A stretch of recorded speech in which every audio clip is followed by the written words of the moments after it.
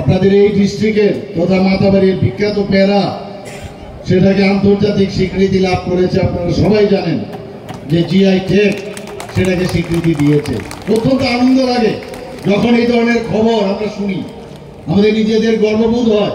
আমি কালকে যে কারণে আমি মাতা ত্রিপুরা সুন্দরী মন্দিরে আমি যাই, নিজে পেয়ারা কিনে আমি মাতার উদ্দেশ্যে এটাই বললাম যে আমাদের আশীর্বাদ করুন মা, যাতে এই ত্রিপুরাতে জাতি জনজাতি সবাইকে নিয়ে আমরা সামনের দিকে আগামী দিন নিয়ে যেতে পারি এবং কোনো সময় আমাদের মধ্যে কোনো ধরনের কোনো ডিভিশন কেউ না করাতে পারে। এবং সেই কথাটাই ওনার কাছে আমি কালকে নতজানু হয়ে একদম শুয়ে ওনাকে আমি এই আশীর্বাদ আমি চেয়েছি। এবং যেটা আমাদের মহারানীজি একটু আগে সেটা পড়বার চেষ্টা করেছেন, আমাদের পাছড়া রিগনাই যাকে বলে আন্তর্জাতিক, সেটাও জিআই ট্যাগ পেয়েছে।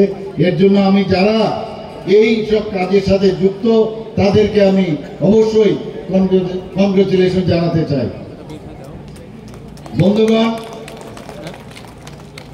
আমরা এতদিন ত্রিপুরা রাজ্যের অবস্থা আমরা দেখেছি,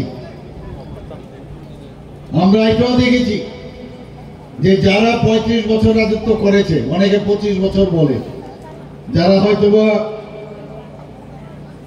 মানে পরে রাজনীতি সম্পর্কে ওয়াকিবল হয়েছেন, কিন্তু আমরা জানি 35 বছর, মাঝখানে 5 বছর কংগ্রেসের জোট এসেছিল।